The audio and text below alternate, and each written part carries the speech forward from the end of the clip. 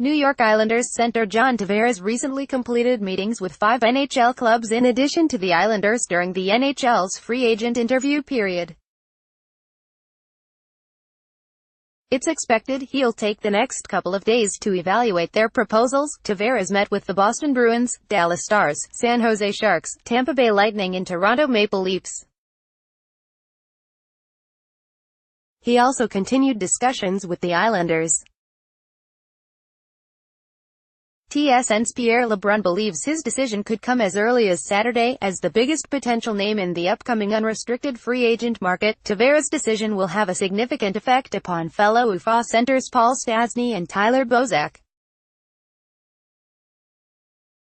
Their stock could rise once Tavares is off the market. NHL Rumor roundup. John Tavares holding up free agency market. It's expected Tavares will receive a long-term deal worth over $10 million annually.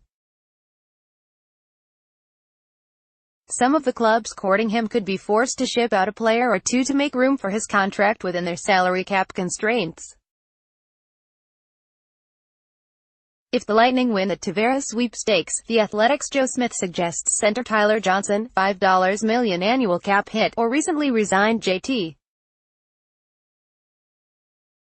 Miller, $5.25 million, could become trade candidates. Should the Bruins win the bidding, the Boston Globe's Kevin Paul DuPont wonders if they'll attempt to peddle center David Krejci, $7.5 million, and or winger David Backes, $6 million. As for the Islanders, The Athletic's Arthur Staple observes they'll have over $32 million in cap space, and just 13 players under contract if Tavares signs elsewhere. That's plenty of money to invest in a replacement. Possible targets could include Stastny via free agency or Ryan O'Reilly of the Buffalo Sabres in the trade market. O'Reilly rumors heating up again. Speaking of O'Reilly, it was expected he could be moved during the recent NHL draft.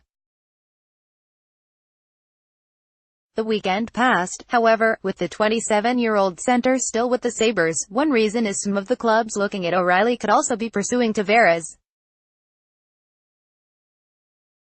Another is he's due a $7.5 million signing bonus on July 1.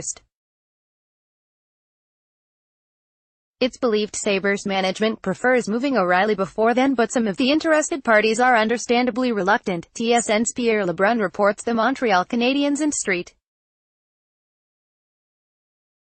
Louis Blues remain interested in O'Reilly.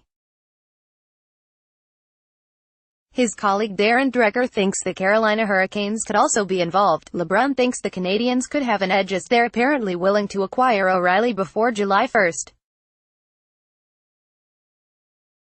He's heard the Sabres' asking price is a first-round pick, a second-rounder and a top prospect. Bear in mind the Sabres aren't under pressure to move O'Reilly this summer like they were with Evander Kane leading up to the trade deadline. Unlike Kane, O'Reilly is under contract through 2022-23. If they don't find a suitable offer this summer, they can afford to be patient through next season if possible. Penguins preparing for more moves? In recent weeks, there was growing media chatter indicating Pittsburgh Penguins general manager Jim Rutherford could be active in this summer's trade market. He's frequently mentioned his wish to achieve a more balanced roster before next season. On Wednesday, Rutherford shipped left-wing Connor Sheary and defenseman Matt Hunwick to the Buffalo Sabres for a conditional fourth-round selection in the 2019 NHL Draft. It was a straightforward salary dump, shedding over $5.2 million in salary cap space.